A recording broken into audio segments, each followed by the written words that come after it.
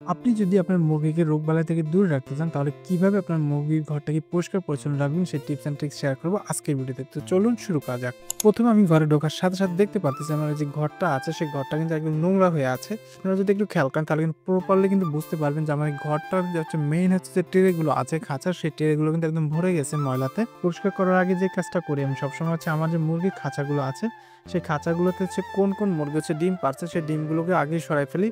কারণ দেখা যায় যেহেতু একটু এখানে ঝাড়ু দেওয়া হবে, ট্রেগুলো বের করা হবে। মুরগিগুলো এক্সাইটমেন্টে হচ্ছে কিন্তু ডিম কিন্তু ফাটাই ফেলবে। তো এই ফাটানো এড়ানো থেকে হচ্ছে ডিমগুলোকে আগে থেকেই বের করে ফেলি। তো আপনি দেখতে পারতেছেন প্রত্যেকটা খাঁচা থেকে কিন্তু কম বেশি হচ্ছে ডিম কিন্তু বের করতেছি আমি এবং বিকেলেও কিন্তু ডিম কিন্তু বের করব। তো এই হচ্ছে সকালবেলার কালেকশন। আমি সকালবেলা হচ্ছে এরকমের ডিম পাই। এখানে হচ্ছে মোট ৮ টা ডিম আছে। তো এই ৮ টা ডিম হচ্ছে আমি এখন রেখে দিব। রাখার পরে হচ্ছে ওদেরকে সর্বপ্রথম হচ্ছে খাবার দিয়ে নেব। আপনারা অনেকেই ভুল করেন একটা, সেটা হচ্ছে ঘর পরিষ্কার করতে গিয়ে মুরগিকে দেরিতে খাবার দিয়ে দেন। তো এই কাজটা কখনোই করা যাবে না। মুরগিকে প্রত্যেকদিন একটা টাইমে খাবার দিতে হবে। এই টাইমটা কখনোই চেঞ্জ করা যাবে না। আপনি যদি ঘর পরিষ্কার করেন তাহলে সেক্ষেত্রে হচ্ছে ওদেরকে খাবারটা আগে দিবেন। আপনি দেখতে পারতেছেন আমি কিন্তু মুরগির ঘরকে পরিষ্কার করার আগে কিন্তু আমি হচ্ছে যে খাবারটা ওদেরকে দেই প্রত্যেকদিন সকালে, সেই খাবারটা কিন্তু ওদের জন্য রেডি করতেছি। কারণ হচ্ছে আমি যদি ওদেরকে এখন খাবারটা না দেই তাহলে দেখা যায় অনেক মুরগি হচ্ছে এখনো ডিম পাড়ে নাই। তো এই খাবারটা যদি না দেই তাহলে হচ্ছে ওদের ডিম পাড়তে আরো সময় লেগে যাবে। তো এজন্য হচ্ছে আমি সবসময় চেষ্টা করি সকালবেলায় হচ্ছে খাবারটা দেওয়ার জন্য। এবং এই ফাঁকে একটা কাজ করব, সেটা হচ্ছে আমার যে ঘুঘু আছে আপনারা সবাই জানেন যে রিসেন্টলি হচ্ছে কিন্তু একটা অ্যাক্সিডেন্ট হয়েছিল। কোনো এক অজানা প্রাণী কিন্তু এসে আমার যে ঘুঘু তারপর হচ্ছে কোকাটেল বাঘ কিন্তু খেয়ে সাবার করে দিছে। তো এখনো হচ্ছে আমার কাছে কিন্তু ২ জোড়া ঘুঘু আছে। তো ওদেরকে হচ্ছে আমি সকাল, সকাল হচ্ছে প্রত্যেকদিন হচ্ছে খাবার দেওয়ার চেষ্টা করি। এতে হয় কি ওরাও কিন্তু আমাকে একটা ভালোবাসা দেয়। ওদের কাছ থেকে কিন্তু আমি অনেক ভালোবাসা পেয়েছি, অনেক জোড়াই বাচ্চা পেয়েছিলাম। আপনারা যে আসলে ঘুঘু লাভার আছেন তারা কিন্তু কমেন্ট করে আমাকে অবশ্যই জানাবেন। তো ওদেরকে হচ্ছে যেই মিক্সার খাবারটা দেই এটা হচ্ছে কিন্তু ৳৭০ দামের একটা প্রিমিয়াম মিক্সার খাবার দেওয়ার চেষ্টা করি আমি সবসময় ওদেরকে। যদি আপনি ওদেরকে ভালো খাবার দেন দেখবেন যে ওদের কাছ থেকে ভালো একটা আউটপুট পাবেন। এই যে দেখতে পারতেছেন এখন কিন্তু হচ্ছে আমি ওদের জন্য খাবারটা রেডি করতেছি এবং রেডি হয়ে গেছে অলরেডি। কারণ হচ্ছে ওদেরকে আমি সবসময় মাখো করে কিন্তু খাবারটা দেওয়ার চেষ্টা করি।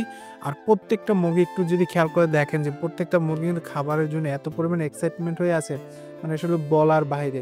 ওরা এত পরিমাণে এক্সাইটেড যে আসলে এই খাবারটার জন্য আপনারা অনেকেই বলেন কিন্তু যে সজীব ভাই আমার মুরগি কিন্তু লেয়ার অন খাবারটা খায় না। আমি আপনাদেরকে বলব সবসময় যে লেয়ার অন খাবারটা যদি আপনি অভ্যস্ত করতে পারেন আপনার মুরগি দেখবেন যে লেয়ার অন ছাড়া অন্য কোনো খাবার খাবে না। আমার এই মুরগিগুলো কিন্তু দেখা যায় যে মাঝে মধ্যে ধান দিলে কিছু ধান পড়ে থাকে। আর দেখেন আমার বালতি কিন্তু একদম খালি হয়ে গেছে। তো আপনারা যদি একটু খেয়াল করে দেখেন যে এই যে মুরগিগুলো আছে প্রায় আপনার মুরগিগুলো কিন্তু সবগুলো কিন্তু হচ্ছে বাটির দিকে আসলে একদম মানে তাক করে আছে এরকম একটা অবস্থা। কারণ হচ্ছে ওরা এত পরিমাণে ভালোবাসে লেয়ার অন খাবারটাকে, সেটা আসলে বলে বুঝানো যাবে না। তো খাবার শেষ হওয়ার পরপরই হচ্ছে কিন্তু আমি ওদেরকে হচ্ছে যেই মানে পানিটা আছে এই পানিটা কিন্তু আমি দিয়ে দেবো। কারণ হচ্ছে পানি যদি না দেই, কারণ এই লেয়ার অন খাবারটা হচ্ছে কিন্তু আপনার মানে বুকের ভিতর গিয়ে ফুলবে। এই খাবারটা হচ্ছে এরকম একটা বৈশিষ্ট্য যে আসলে ওরা হচ্ছে মানে বিস্কিট গুঁড়োর মতো মানে চাল ভাজা গুঁড়োর মতো আমরা যেটাকে বলি। যে ওরা পানি পাওয়ার পরে হচ্ছে আস্তে আস্তে ফুলে। তো আপনি যদি ওদেরকে পর্যাপ্ত পরিমাণে পানি না দেন তাহলে হচ্ছে কিন্তু এই খাবারটা কিন্তু কোনো কাজেই আসবে না। তো সেক্ষেত্রে হচ্ছে ওদেরকে অবশ্যই পর্যাপ্ত পরিমাণ পানি দিতে হবে। আর এখন হচ্ছে আমার এই ঘরটা পরিষ্কার করার টাইম না। আপনি দেখতে পারতেছেন যে সব কাজ শেষ করে মানে ওদেরকে খাবার-টাবার দেওয়ার পরে এখন হচ্ছে আমি ঘরটাকে পরিষ্কার করব। আপনারা সবসময় চেষ্টা করবেন ঘরটাকে পরিষ্কার পরিচ্ছন্ন রাখার জন্য। আপনি যেই কাজটা করবেন অলওয়েজ আপনি ওষুধ দেওয়ার আগে আমি সবসময় বলি, এর আগের ভিডিওতে কিন্তু বলেছিলাম। আপনারা অনেক সময় কিন্তু আমাকে কমেন্ট করে বলেন যে, "সজীব ভাই আমার ওষুধ কিন্তু কাজ করতেছে না। মুরগিকে দেওয়ার পরেও ওষুধ কাজ করতেছে না।" ওষুধ কিভাবে কাজ করবে? আপনি একটা জিনিস বুঝেন, আপনি যেই ঘরটাতে মুরগি ছেড়ে পালন করতেছেন, তো ওই একটা মুরগি আক্রান্ত হয়েছে ওই ঘরের ভিতরে।